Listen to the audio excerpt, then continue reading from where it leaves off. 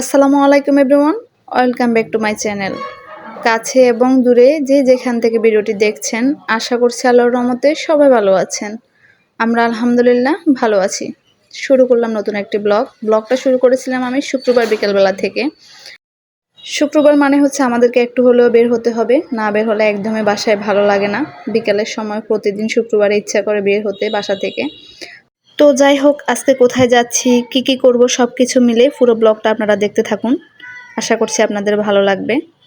দুপুরের সময় কিন্তু প্রচুর বৃষ্টি হয়েছিল, তো বিকালবেলা হচ্ছে একটু রোদ উঠেছে, সেজন্য ওয়েদারটা অনেক সুন্দর ছিল। তো আজকে চলে আসলাম আমরা কাজিরবাগ ইকো পার্কে। এই ইকো পার্কটাতে হচ্ছে অনেকবার আসা হয়েছে, তো হচ্ছে আজকে আবারও চলে আসলাম। এই পার্কটাতে হচ্ছে হাজারো রকমের ফুল গাছ আছে, ফুলগুলো দেখলে কিন্তু একদম মনটা ভরে যায়। যারা ফুল পছন্দ করে তাদের জন্য এই পার্কটা কিন্তু অনেক সুন্দর। চারিদিকটা খুব সুন্দর সবুজে আর ফুলে ভরে আছে। যেদিকে তাকাচ্ছি সেদিকে নানা রকমের ফুল দেখতে পাচ্ছি। ফুল গাছগুলোর ওখানে যেতে পারছিলাম না, সেখানে হচ্ছে কাদা আছে যেহেতু বৃষ্টি হয়েছে সেজন্য। তো এখানে একটা বেবিকে ছেড়ে দেওয়া হয়েছে, ও হচ্ছে বসে পাতা খাচ্ছে আর কি।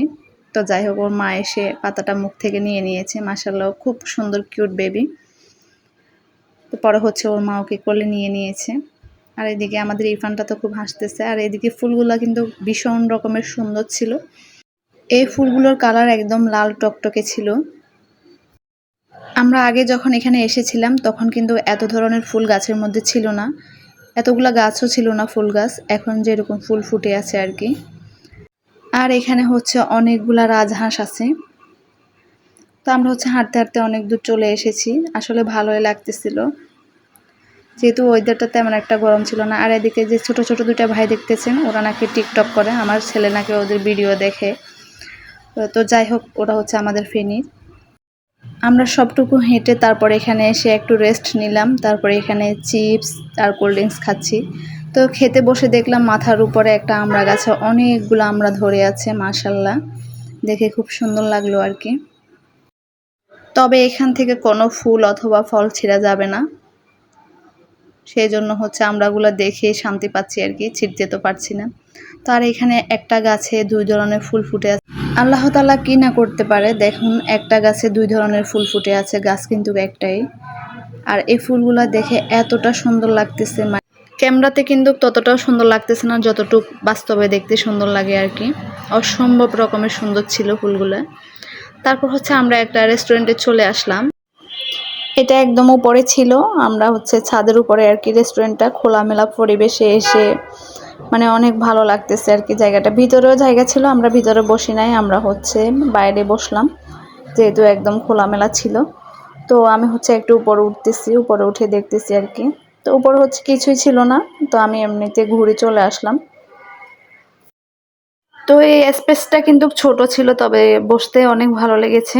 তো উপর থেকে আমাদের ফেনী শহরটা দেখতে কিন্তু অনেক সুন্দর লাগতেছে চারিদিকটা।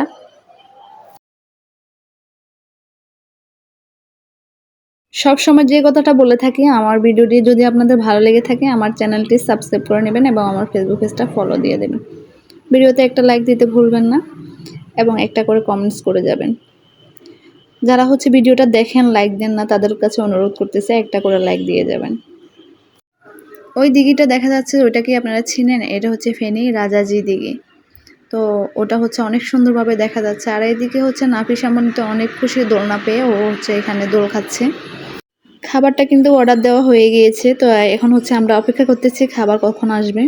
তো আমাদের হচ্ছে খিদেও লেগেছে, যেহেতু বাইরে থেকে ঘুরে আসলাম, হেঁটেও আসলাম অনেকক্ষণ, সেজন্য হচ্ছে খিদা লেগে গিয়েছে আর কি। তো বাচ্চারা অপেক্ষা করতেছে কখন খাবার আসবে। সবাই কিন্তু একটা করে কমেন্টস করবেন আমাদের ফেনী শহরটা দেখতে কেমন। খুব সুন্দর, তাই না? ও যাই হোক, আমি তো রেস্টুরেন্টের নামটাই বলতে ভুলে গিয়েছিলাম। তো এটার নাম ছিল SLB, যেহেতু এটা সংক্ষেপে লেখা ছিল, পুরো নামটা ছিল না, সেই জন্য বলতে পারছিলাম না কি নাম ছিল। আমরা অর্ডার করেছিলাম ফ্রেঞ্চ ফ্রাই, তো আমাদেরকে এগুলা কি দিয়েছে আসলে, এগুলা দেখে সবাই হাসতে হাসতে একদম শেষ। তারপর হচ্ছে এগুলা খেয়ে টেস্ট করে দেখলাম, ভাইরে ভাই, সিদ্ধ আলু খেলেও মানে এতটা খারাপ লাগবে না। এটা কি হয়েছে সেটাই বুঝতেছি না, একদম লবণ নাই, ঝাল নাই, কিছুই নাই। বাচ্চারা হচ্ছে একদমই পছন্দ করে নাই, যেহেতু ওরা ফ্রেঞ্চ ফ্রাই খুবই পছন্দ করে, দেওয়ার সাথে সাথে হচ্ছে শেষ করে ফেলে, এটা কিন্তু ওরা খেতেও পারছিল না। তো যাই হোক, এরা বলেছে এটা পটেটো ওয়েজ না কি বলেছে নামটা, আসলে ভুলে গিয়েছিলাম। আপনাদের কারো জানা থাকলে অবশ্যই বলবেন। তারপর হচ্ছে এখানে স্যুপটা চলে এসেছে। তো এখন হচ্ছে আমরা স্যুপটা ট্রাই করব কেমন হয়েছে। তো এদিকে চিকেন ফ্রাইটাও চলে আসছে। তো মোটামুটি কোনো রকম মানে খাবারগুলো টেস্ট ছিল আর কি, অতটাই ভালো লাগে নাই। আসলে আমরা বুঝতে পারিনি খাবারের টেস্ট এমন হবে, তো আমরা কিন্তু অনেক কিছু অর্ডার করে ফেলেছি। এদিকে অন্থন দিয়েছি, অন্থনের ভিতরে কোনো ফুডও ছিল না। তো যাই হোক, কি আর করার, যেহেতু খাবার অর্ডার দিয়ে দিয়েছি এখন কিছু তো করার নাই, খেতেই হবে। এখানে খাবারের টেস্ট স্বাদ আমার মোটামুটি কোনো রকম ভালো লেগেছে, কারোই ভালো লাগে নাই, সবারই মানে বাচ্চাদের তো একদমই পছন্দ হয় নাই। তারপর হচ্ছে এখানে ক্যাশনার সালাডটা দিয়েছে। সালাদ কিন্তু সবার আগে সার্ভ করে, কিন্তু ওরা হচ্ছে একদম সবার লাস্টে সালাডটা দিয়েছিল। সালাদের টেস্টটাও মোটামুটি ছিল। তো আজকে এই পর্যন্ত। সবাই ভালো থাকবেন, সুস্থ থাকবেন, আমাদের জন্য দোয়া করবেন। আপনাদের জন্য দোয়া রইল। আল্লাহ হাফেজ।